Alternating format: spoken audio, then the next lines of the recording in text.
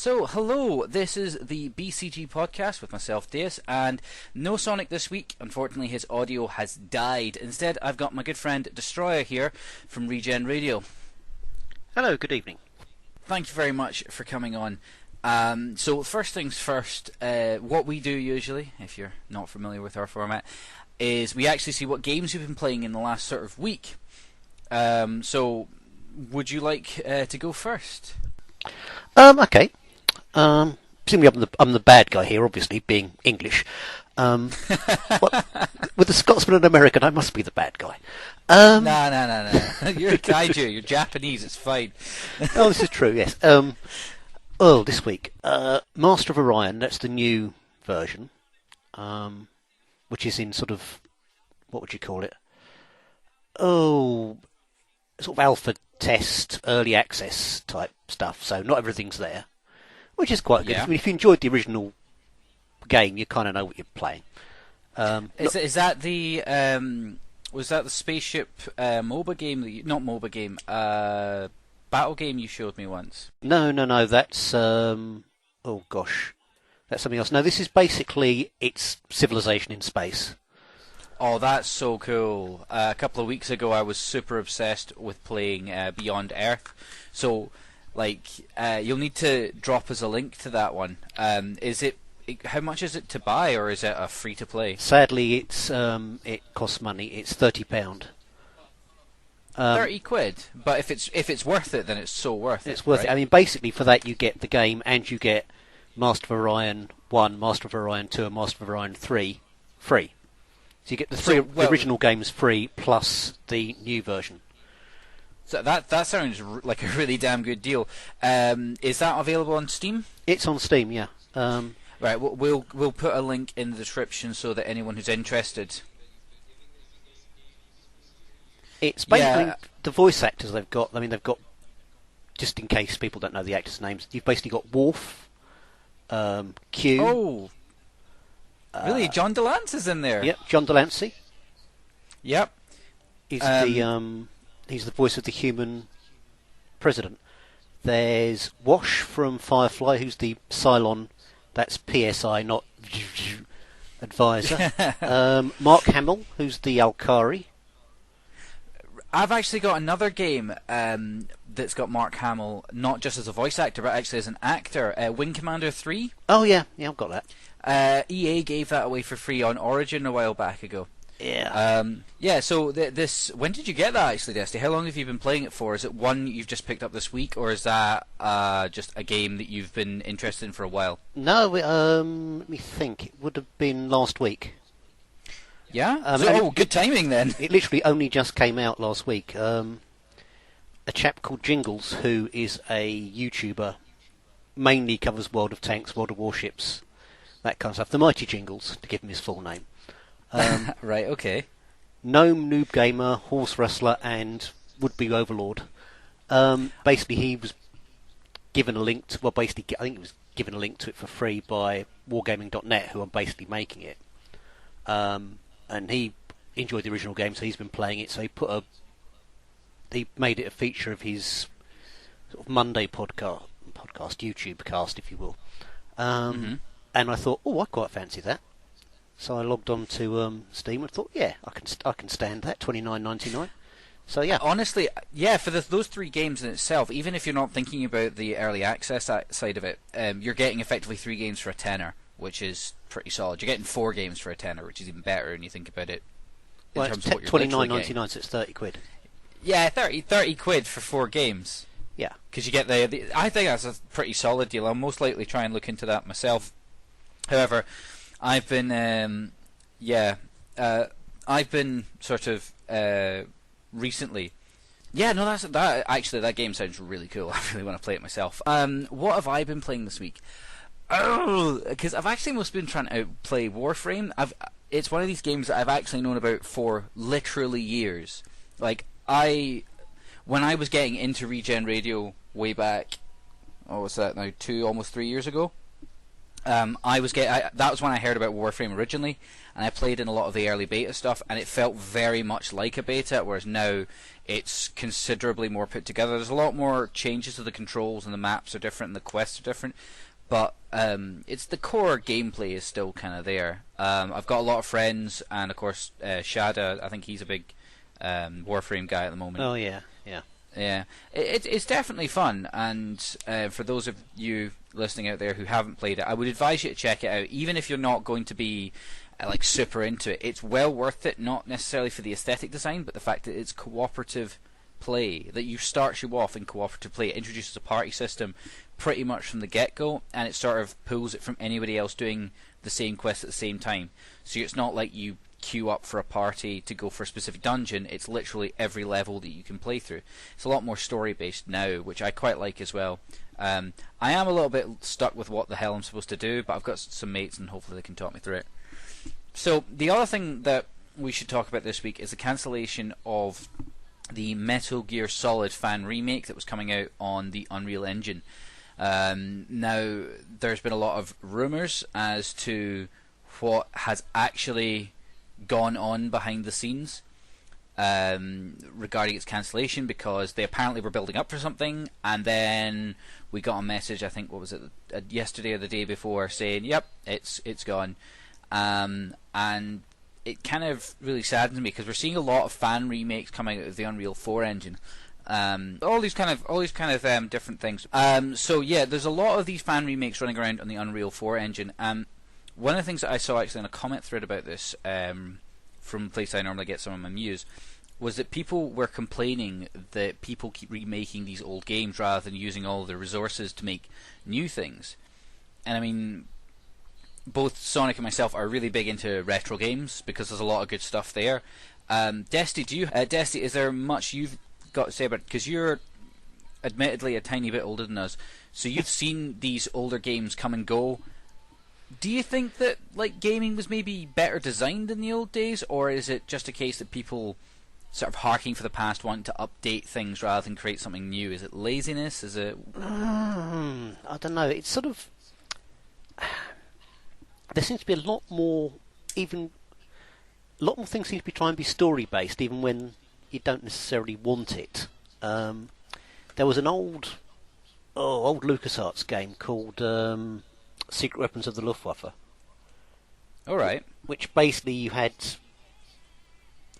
a sort of campaign-based game where you flew X number of missions in a particular aircraft, and you could play it as the Americans or as the Germans, because apparently the RAF never did anything. Apparently. Admittedly, it's mostly in daylight over Germany, so that's mainly the US Air Force. So you basically played your 25 missions to try and get to the end of the campaign, but there was no sort of, and it obviously, for the time it was made, I mean, it was ran on a 286, so obviously a very old game. Oh God, yeah. But they reissued it as basically sort of Windows, basically, but a new Windows game, and it had a storyline, and there was cutscenes, and if you're particularly irritating if you happen to be, I don't know, British, the hero, who's an American, turns up in the Battle of Britain. That does. Oh God, it's Ben Affleck. Right. We should probably clarify there for a lot of our American viewers. Something that really pisses off anybody from the UK is someone doing a bad UK accent, because we don't have a singular UK accent. Scotland's part of the UK, and you'll notice that I have a radically different accent to Desti here, who is from England. So, and even then, there's like multiple different accents in England. So we kind of get a bit pissy when people are fucking around with our history. We're very, very, very specific on that. We don't have a unified British accent. This is why in the EU, European politicians who understand English will actually put on headsets to understand native UK speakers, because we don't speak the flat, standardised English that they get taught. We have far too many weird pronunciations for them to get their head round. Anyway, sorry, we interrupted you there, Desti. But yeah, so that game sounds like an utter travesty, but that was an older remake. Remade that recently, much older, or? But I mean,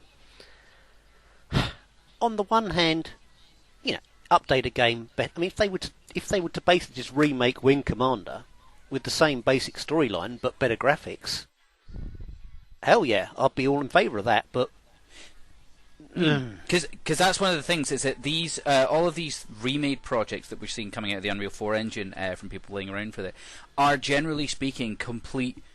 They're just an upgrade of the engine, not necessarily adding in new game mechanics.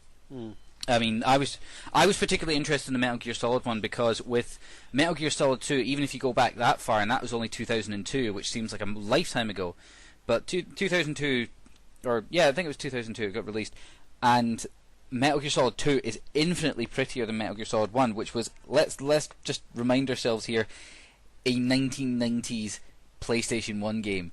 That thing was ugly as sin. It was great, it was epic, and when you played through it the first time and, you know, you're like, the ending, all the rest of it, it was amazing. But when you go back and you look at it, and it's like, you look so much better back in the day when I hadn't played amazing games like, say, Half-Life 2.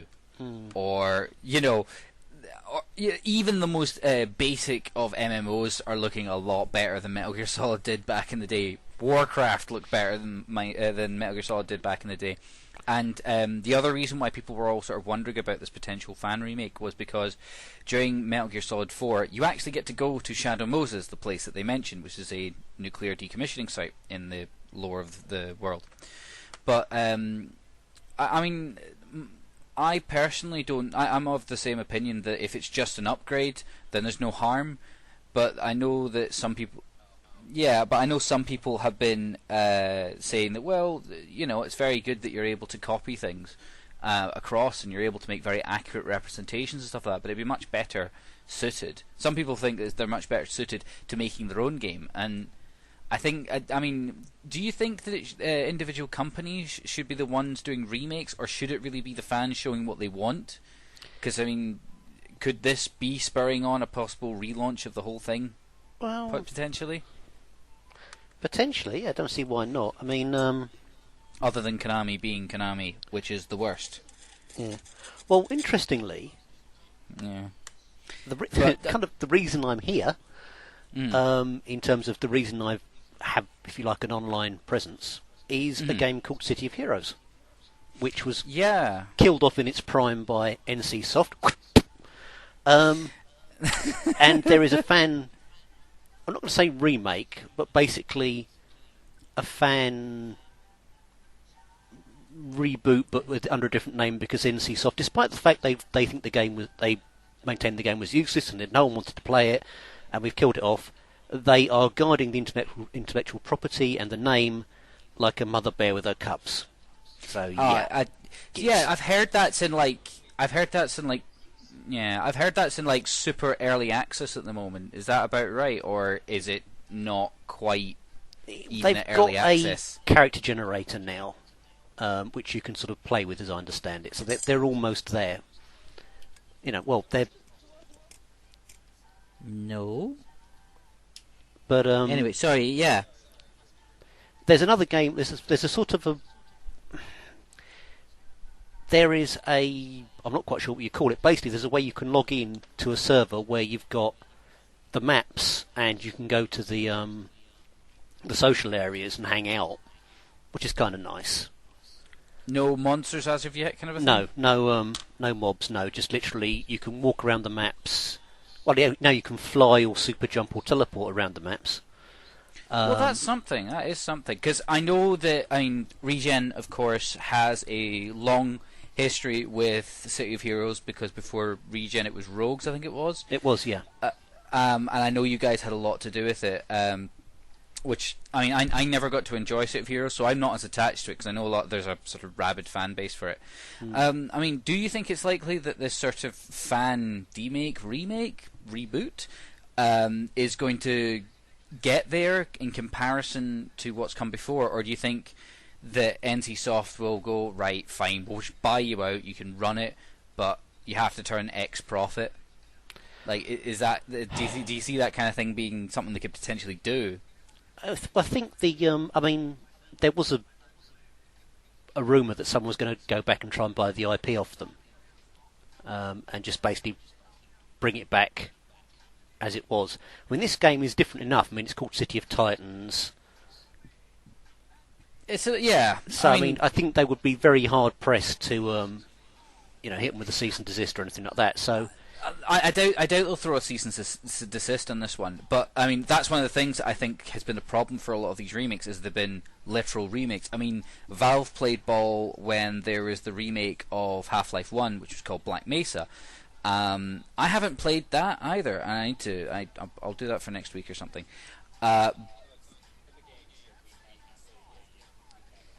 Yeah, I suppose that's the problem with me as well. Of course, I've got Origin as well, and they give out free games every now and again, which is nice. They're not always great games. They're not always games that are worth actual money, but they can be theme hostile, so that's free. My you life. Can't complain. Yeah. Speaking of free games that I can't complain about, I finally finished Binary Domain, by the way, the Sega game they were giving out for free as part of their sort of, what was it called, Make War Not Love product advertising thing. It was ridiculous. It is one of the most ridiculous things I've ever played. It had a ridiculous story. The voice acting was ridiculous. It was just an utter pile of nonsense, but it was so much fun, and I'm going to go up and play it again. I can't stop myself. Mostly because there is an actual mechanic where you can tell your party to fuck off. Because the idea is that you're dropped into Japan for a secret coverty mission, and it kind of just explains the world building as you go along. And the very, very much a situation of that kind of level of nonsense sci-fi. And you're just fighting robots, and it's very satisfying to fight robots for some reason. I have no idea why. The way it's designed, it is super satisfying. Never had that much fun killing just a bog standard enemy than I have in Binary Domain. But it was poorly received in 2012, and generally speaking, it's not exactly the best game ever. But anyway, so I suppose now that we've talked about the remakes and we've talked about the games we played this week, first of all, I've got to say thank you very much for coming on the show, Desty. Yeah, you're welcome. Obviously, if we can have you back, we'll have you back at some point. We are obviously going to be doing, throughout the rest of the week, I'm supposed to be doing some other stuff. I've actually got my show tonight, but obviously anyone who's listening to this podcast, the show will have already passed. But if you want to catch up, Desty has a show on Sundays on Regen Radio. And that is between where is it? It's between 8 and 10 UK time, so that's GMT, and it's called Destroyers B-Movie Invasion. If you want to check him out, that'd be pretty cool. As for myself, thank you very much for listening in, and yeah, I'll see you guys next week. Ta-ta.